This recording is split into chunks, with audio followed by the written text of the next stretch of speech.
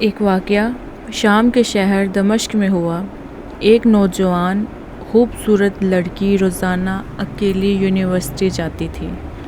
اسی یونیورسٹی میں اس کا والد ایک ڈپارٹمنٹ کا انچارج تھا۔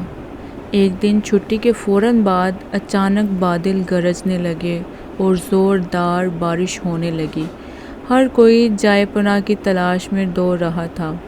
سردی کی شدت بڑھنے لگی، آسمان سے گرنے والے اولے لوگوں کے سروں پر برسنے لگے۔ یہ لڑکی بھی یونیورسٹی سے نکلی اور جائے پناہ کی تلاش میں دوڑنے لگی۔ اس کا جسم سردی سے کانپ رہا تھا، لیکن یہ نہیں جانتی تھی کہ اسے پناہ کہاں ملے گی۔ جب بارش تیز ہوئی تو اس نے ایک دروازہ بجایا۔ گھر میں موجود لڑکا باہر نکلا اور اسے اندر لے آیا اور بارش تھمنے تک اپنے گھر میں رہنے کی اجازت دے دی۔ دونوں کا آپس میں تعارف ہوا تو معلوم ہوا کہ لڑکا بھی اسی یونیورسٹی میں پڑھتا ہے جہاں وہ خود زیر تعلیم ہے، اور اس شہر میں وہ اکیلا رہتا ہے۔ ایک کمرہ، برآمدہ اور باتھ روم اس کا کل گھر تھا۔ نوجوان نے اسے کمرے میں آرام کرنے کو کہا اور اس کے پاس ہیٹر رکھ دیا اور کہا کہ کمرہ جب گرم ہو جائے گا تو وہ ہیٹر نکال لے گا۔ تھوڑی دیر لڑکی بستر پر بیٹھی کانپتی رہی۔ اچانک اسے نیند آ گئی تو یہ بستر پر ہی گر گئی۔ نوجوان ہیٹر لینے کمرے میں داخل ہوا تو اسے یہ بستر پر سوئی ہوئی لڑکی جنت کی حوروں کی سردار لگی۔ وہ ہیٹر لیتے ہی فوراً کمرے سے باہر نکل گیا، لیکن شیطان جو کہ اسے گمراہ کرنے کی موقع کی تلاش میں تھا، اسے وسوسے دینے لگا۔ اس کے ذہن میں لڑکی کی تصویر خوبصورت بنا کر دکھانے لگا۔ تھوڑی دیر میں لڑکی کی آنکھ کھل گئی۔ جب اس نے اپنے آپ کو بستر پر لیٹا ہوا پایا تو ہڑبڑا کر اٹھ گئی اور گھبراہٹ کے عالم میں بے تحاشا باہر کی طرف دوڑنے لگی۔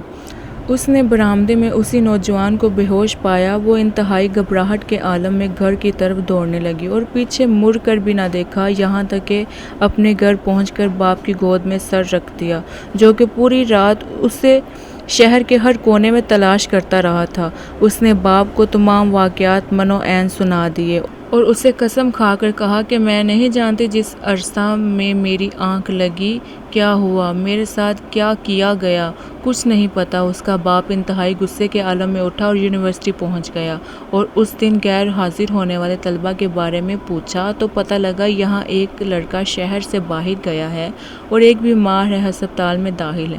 باپ ہسپتال پہنچ گیا تاکہ اس نوجوان کو تلاش کرے اور اس سے اپنی بیٹی کا انتقام لے۔ ہسپتال میں اس کے تلاش کے بعد جب اس کے کمرے میں پہنچا تو اسے اس حالت میں پایا کہ اس کی دونوں ہاتھوں کی انگلیاں پٹیوں سے بندھی ہوئی تھیں۔ اس نے ڈاکٹر سے اس مریض کے بارے میں پوچھا تو ڈاکٹر نے بتایا کہ جب یہ ہمارے پاس لایا گیا تو اس کے دونوں ہاتھ جلے ہوئے تھے۔ باپ نے نوجوان سے کہا کہ تمہیں اللہ کی قسم ہے، مجھے بتاؤ کہ تمہیں کیا ہوا ہے۔ باپ نے اپنا تعارف نہیں کروایا۔ وہ بولا، ایک لڑکی کل رات بارش سے بچتی ہوئی میرے پاس پناہ لینے کے لیے آئی۔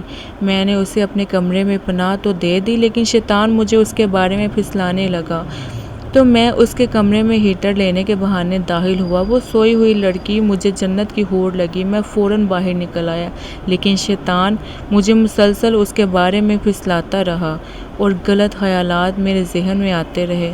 تو جب بھی شیطان مجھے برائی پر اکساتا، میں اپنی انگلی آگ میں جلاتا تاکہ جہنم کی آگ اور اس کے عذاب کو یاد کروں اور اپنے نفس کو برائی سے باز رکھ سکوں، یہاں تک کہ میری ساری انگلیاں جل گئی اور میں بے ہوش ہو گیا۔ مجھے نہیں پتا کہ میں ہسپتال کیسے پہنچا۔ یہ باتیں سن کر باپ بہت حیران ہوا اور بلند آواز سے چلایا، اے لوگوں، گواہ رہو، میں نے اس پاک سیرت لڑکے سے اپنی بیٹی کا نکاح کر دیا ہے۔ سبحان اللہ!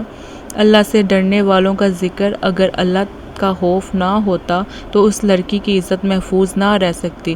جو بھی لڑکا یا لڑکی ناجائز تعلقات قائم کرتے ہیں یا غیر شرعی دوستیاں یا محبتیں کرتے ہیں، وہ اپنے اس برے فعل کو چھپانے کی حتی المکان کوشش کرتے ہیں۔ وہ چاہتے ہیں کہ والدین ان کے ان کاموں سے بے خبر رہیں، حالانکہ وہ یہ جانتے ہیں کہ اللہ ان کے ہر فعل سے باخبر ہے۔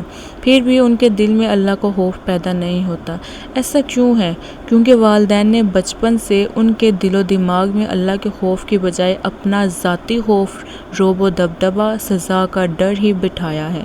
اسی لیے آج وہ اللہ سے بے پرواہ ہو کر والدین سے چھپ کر گناہوں کا ارتکاب کرتے ہیں۔